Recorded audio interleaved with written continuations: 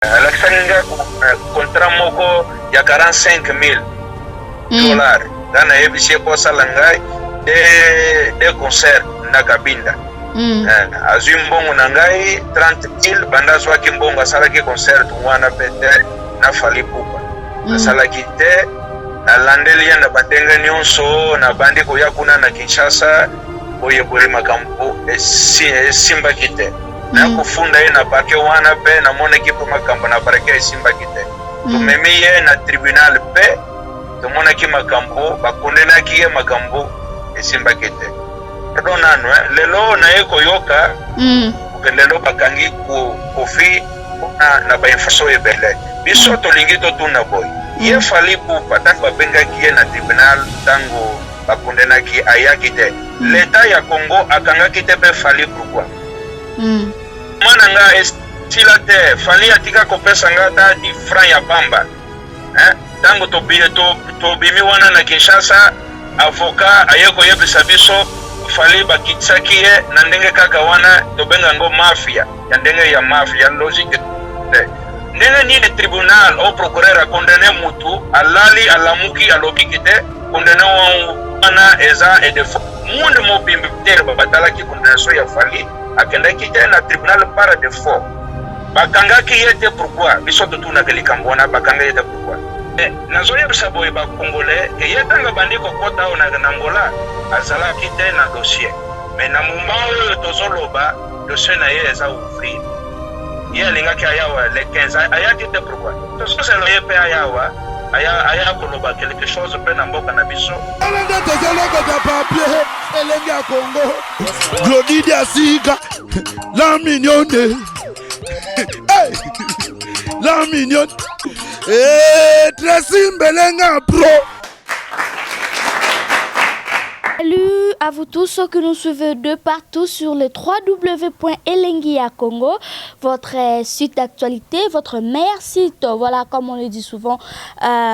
j'ai un grand plaisir de vous retrouver encore tellement nombreux devant vos postes téléviseurs, je sais pas, vos tablettes, vos téléphones, ça dépend. Voilà, c'est toujours Glodidi Asuka Mbelenga, la mignonne de la presse, hein? Votre servante. Nous avons toujours un souci à satisfaire Bino de partout vous êtes, donc vous avez des informations à temps réel et puis des informations on les a bien traitées parce que avec nous vraiment vraiment donc il y a bien et puis il y a solo. Voilà, sans plus tarder, je dis un grand merci à mon Dieu, oui, merci vraiment Nzambe avant d'ici biso, avant d'ici Elengia Congo, avant d'ici pe fan bien internet balingara biso balingara vraiment Elengia Congo, si tabana mboka made in Congo comme le dit souvent Adams Luzolo. Voilà, merci aussi à la grande équipe technique de Elengia Congo parce que tela équipe ya makasi équipe Makas, équipe Lenda Penza. Là, je vois directement Tracy Mbelenga Pro, la même magique. Il y a battu, il y a la mignonne, hein, comprenez. Merci à toi, Tracy Pro, la même magique. Merci, na caméraman, na biso nyonso. Et puis, merci, l'équipe Mobimba, comme je l'avais dit avant. Voilà, sans plus tarder, comme l'actualité et puis les informations nous obligent, on a toujours le devoir de le faire. Voilà, pour aujourd'hui, je vous amène un sujet vraiment eza sujet moko na habité na bengango ya pasi ya Sony ya Mawa ensemble avec vous ensemble avec vous nous allons partager des idées parce que y a une émission oyo et to kozopena ba point de vue na bino ya ebele parce que mi tout na pe ekozala tellement ebele. Voilà, sans plus tarder lelo tozolobela sujet moko oyo ndeko na biso aza angolais de quoi angolais papa Domingo David depuis l'Angola azana sujet oyo abengela ki biso lobi mama Glodi Elengia Congo na yebi ke bozotala ma partout dans le monde na ligne na passer message nanga oyo oti lelo na trouver la solution mon côté po na ye ninga expliquer biso bokolandango kaka dans quelques minutes donc quand na lobby kolobe belé ba commenter rebelle donc eza moi pas si ponanga sans que bino boyo kana nous conversation comme aza musika il est en Angola et tout ça qui toujours émission en ligne et d'Arabie Sopé et d'Arabie tout aza la posa ko passer message na ye monde entier et yo kaye ya mwana papa David Domingo abengaki biso to solo linaye et puis donc bozwana nous conversation wana et puis on se retrouve juste après pour te débattre ango. Merci à maman Godengoma, partenaire officiel il y a Elengi ya Congo il y a émission oyo. Merci à la première dame de Lausanne, merci kou. Merci na bino nyonso bolingaranga, merci na bino bolingara biso tema. Sans plus tarder Tracy Melenga l'accent bonko zara pro quoi. Balancer na nous comment conversation oyo et tozonga sikoyo. C'est parti. Allô? Allô? Oui, bonsoir. Ouais, bonsoir, monsieur Domingos, David. Merci. Yo, maman Claude, il y a Elenge Télé? Oui, bien sûr. Elenge ya Congo? Oui. Mama, biso tozana Angola, to uti koyoka ke bakangi Kofi, biso nyonso vraiment tozali tokomi komituna Kofi bakangele kwa akamezole kunto mone na internet. Mais nalingi kotuna ngai pe nazalaki kuna na ba problème kuna na Congo pona musicien babenga ka Fally Ipupa tangu azwaki mbongo na ngai na membe Fally na tribunal. Kuna Papa Domingos, s'il vous plaît, toke na mwambangu te toke na malembe na olinga vraiment on s'est présenté po ngana na yebi Papa Domingos David kaka ndenge o komelinga lelo po benga ngai mais na lingi ko monde entier ba yo se présenter na nous Papa Domingos David aza nani et pourquoi abengi wana nde toye bango na suite présentation moko ya mukie. Ngai komo na ngai naza Domingo na vwanda na Kabinda naza na chaise na ngai na Luanda. Naza homme des enfers nazo sala makambo na ngai ndenge Nzambe sengeli ina sala. Yango na representer na ngai kombo na ngai babenga ngai Mingo. Me kombo yo za na mukanda na ngai na tambola kapuna mundi te babenga kango Domingo David Tati. Voilà. Yango kombo na ngai. Oui. Na mono tangi kombo ya artiste musicien Fally Ipupa, relation ni bozaki nango yo na Fally ou bien relation ni bozana nango yo na Fally Ipupa? Ngai na Fally Ipupa toza ba camarade te tozalaki na ba relation moko bete na ko benga ye na année 2011 tosalaki mo contrat aya ko beta na Kabinda aya na ye ko beta te banda salanga makambo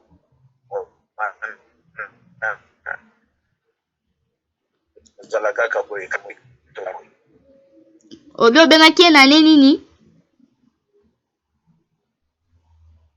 Na bengaki na 2011 azwaki mbongo na ngai pona ko beta na Kabinda contrat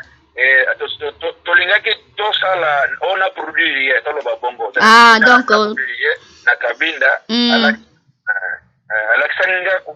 contrat moko ya $45,000 ngana yebisie po sala ngai de concert na Kabinda. Azwi mbongo na ngai 30,000 banda zwaki mbongo asalaki concert wana bete na Fally Ipupa. Asalaki te na landeli na badenga nyonso na bandi ko yakuna na Kinshasa boye makambo simba kite. Na kufunda ye na parke wana pe na mona kipa makambo na parke simba kite. Tumemi ye na tribunal pe tumona ki makambo bakondena ki ye makambo simba kite. Pardon nanu lelo na ye koyoka lelo bakangi Kofi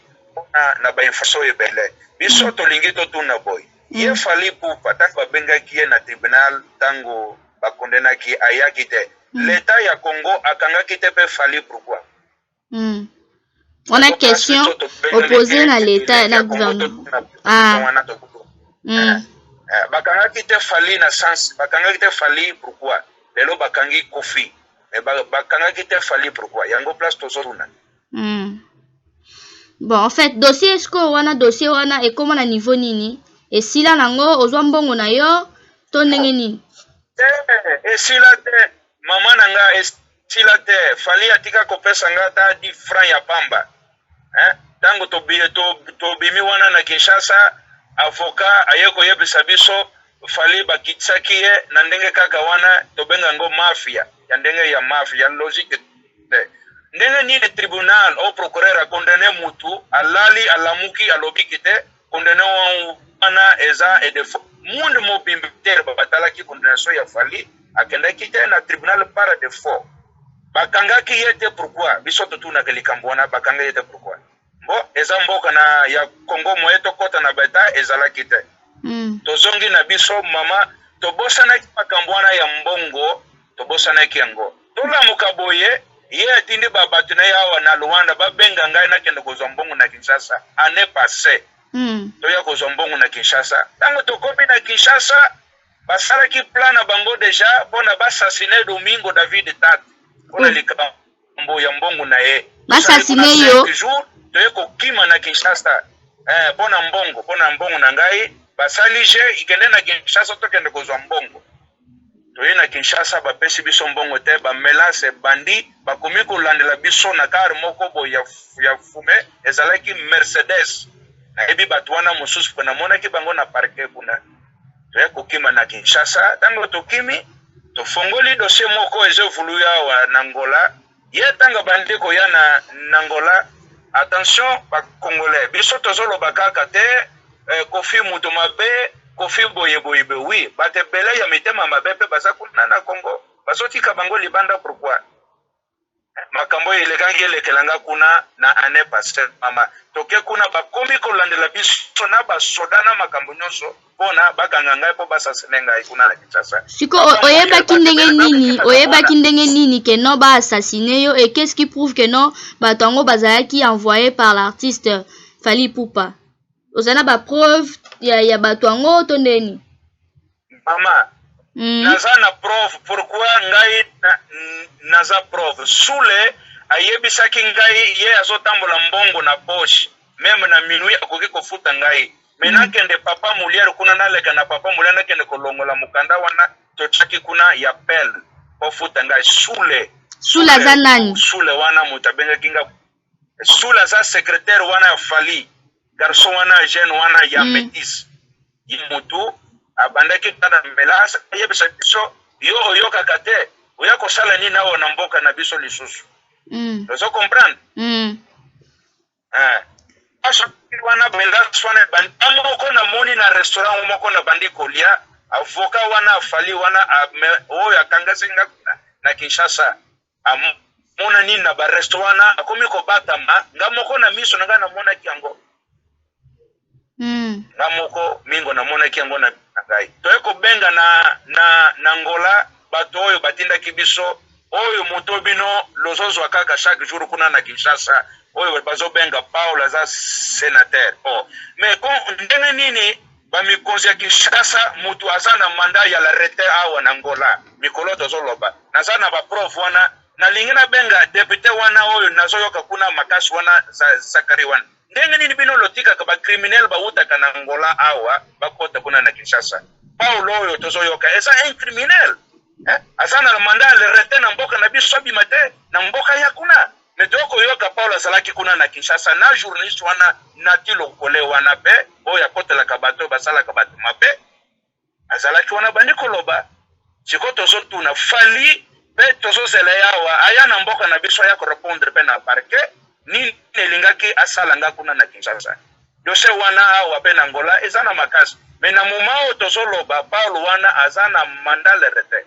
Paulo wana un criminel azwaka kuna pe ba congolais kuna ayeko tekawa bino tango tozoloba no ba congolais bazo yokala bango le monde mobimba tala kaka to mona lisusu ndeko na biso wana lisusu to bengi sincha oyo bakata kieko kokata wana Paulo wana pe asala kaje wana azwi ba congolais amemia wana Angola asundeli bango baso souffrir ebele leta na bino pe azolandela te Paulo bazolandela te Paulo wana bazo ba sanitaire Paulo wana lobaka kuna lolandele kaka lelo papa Kofi akomi batma be ba criminel bakota kuna bazaye bele kuna bazaye bele bayaga kuna Fally atika ko pesa mbongo na ngai no te na mbona ke lususu pete toya wana la police ye atikaki mbongo awa na Angola futa ngai na boyi ko facilite yango azwaki lisusu mbongo amema na Kinshasa kuna non fali pe aza mutia lokuta leta azolandela ete biso tozoplore nini dossier wana fali kuna basala ngo pe na mafia sikoyo pe tozozela fali akota awa na Angola aya ko répondre pe awa na Angola na parquet na biso donc na bato bazolanda yo olingo faire comprendre biso que non dossier wana ezali olamusi yango lisusu dossier wana ya fali pupa oyo azwa mbongo na yo mbongo somme yango ezalaka juste combien jusque là c'est combien la somme mbonga ngo eza 30,000 ye awa na salaki na déclaration atikaki 25,000 bapesanga awa porque ye azalaki awa na 40 ans d'anniversaire na biso tango abandi koloba kuna leta mutabenge eza leta te mutabenga kiye eza kompani moko ya masanga akandeki kobeta na ville moko kuna babengaka Kilamba eza leta te tanga yawa atindi bato babenga ngai puke ngai sana mbongo na lingina futa mbongo ya Michel Domingo ngana yebisi tango sana mbongo zo mbongo kende na la police obengi ngai na boyeki contact na fali alandaki ngana sima le de façon poto kutana na boyeki tango accident wana lingaki ya salama na Kinshasa to bimaki kuna na la 24 ya fin de mois to bengi ngo décembre le 24 avant décembre le 25 le 2015 oui le 31 à côté le susu na mafia na ye akakobeta na Saurimu kuna place akendeki kobeta mais nazoyebisa boye ba congolais ke yetanga bandi kokota na Angola azala kite na dossier mais na mumba oyo tozoloba dossier na ye eza ouvrir ye lingaki ayawa le 15 ayaki te pourquoi tozosela ye pe ayawa aya koloba quelque chose pe na mboka na biso nini oyo akanisaka na mbongo oyo ye azwaki yango mbongo na ngai oyo ye abomba ka mbongo wana yango tolingi pe konja balingi batu na ye procureur pe bazozela awa quelque moment kokota ope tukozwa ye pe poto la kisaka pe obesa na mboka na biso pe to fongoli dossier na eza ouvrir Paul wana surtout Paul biso tozoloba oyo babenga ka sanitaire yo tango zoloba zo sanitaire ya nini ya mboka nini ya mboka nini voilà merci azana la mandat ya rete na lingine nazo profete na loba lisusu likamboyo kuna na mikonzi procureur ya Kinshasa Paulo Tiltulida wana sanitaire azana mandat ya rete awa na Angola akota kindenga nini na mboka na bino mutazana mandat da rete awa akota kindenga nini kuna voilà yango place kaka mama na ngai ba journaliste mokili mobimba bayoka ba criminel bazana nebele ezate papa Kofi bazolandela kaka boye bazoyoka la ba Kofi mutobatu tolinga kepe mingi mais mwana na wana piaza un criminel faut bakanga yepe bakende na parke bakende kotuna dossier wana esuka ndenge nini voilà. Merci beaucoup, Monsieur Domingo. Mais biso talaka TV za radio te quand même malgré tous en distance. La ligne a signalé ba téléspectateur que non, Papa Domingo aza na Angola, biso toza na Kinshasa. Grâce kaka émission en ligne de salito to benga na poto za ba précision réelle et puis information oyo linga ki a passé na message oyo mais toza vraiment na posa ya ba preuve wana si y a de preuves ba papier on a nyonso to zwa ngo poto illustrango na émission en ligne to sali po ba nyonso ba mona que non makambo to lobby eza blague te et puis to lobby to sali ngo na hasard te quoi. Oui maman nalingi na saisir na profiter micro ya bino oyo bazoyoka ngai ba mikonzi ya Kinshasa Paulo azana mandat ya rete awa na Luanda akoki kobima te akota kindenge nini na mboka na bino est-ce que bino lozoka te makambo zoleta awa na Angola te Paulo aza na mandat ya nini ya rete akoki kobima te na mboka ndenge nini bino lozokotisa ba terroriste kuna mutendenge boya za terroriste voilà akota kuna na ndenge nini wana o soulever neti 2 points ya sénateur Paulo Tudilou et puis ya artiste musicien Fally Ipupa et puis donc babilo kwa nani onso. Oui, ye aza na dossier wana lobby lisusu zo prouver na benga bino ba mi conseiller yebinga nazalaki wana tanga na bandi kolela tanga bakanginga kuna na iloko na mbongo na ngai balinga bakanga basalinga baje kuna pona kima pona mbongo na ngai mais Paul azana manda ya rete na mboka na biso yango plus tozo tuna ba mi konza Kinshasa bayoki makambo ya Kenya Kofi ya beti mwasi kuna bakangie mais bato bazana manda ya rete awa na mboka na biso bakota kuna na ndenge nini. Voilà, voilà siko osengi nini kasi na justice na biso. Justice na biso pona bio. Sengi justice ya Congo elamuka pona makambo ya sénateur oyo ya lokuta na yebi sénateur aza ya mboka nini toka ka ba sénateur foko yeba sénateur aza mutu moko boye mutu moko kaka lamuki kaka boye aza producteur te aswa kambongo ya batu ake kuna yeko sala na contrat na ba musicien asala kana mbongo te mutu ya sa producteur sa lokola ngana pesa kifali mbongo boye na cash boy yete asa intermédiaire mutu moko alinga betsa musicien aluki azwi na ye 10% na ye azo sala makele mais asa un criminel na ngina la msa procureur ya république ya Congo atuna ye akotaki kuna ndenge ni ngana zana ba prove lobi na kope kotinda nkanda wana ya la manda ya rete tango procureur bino akosenga manda la rete wana ngana kotinda ngo poto yeba ke ba criminel bazai bele. Merci pona aussi lisa na dossier Fally Ipupa azwa kaba OK merci maman mingi vraiment merci mingi ke naza mingi na kanda tango na yoki bakangi Kofi pona ba crime bele makambe bele mais Fally pesa un criminel bakanga yete pourquoi bazo sanctionner kaka papa Kofi ba mususu bazo tika bango pourquoi. OK merci to rejoindre sous prochainement parce que actualité ezali et puis to roye ba to landela soki e comme na niveau nini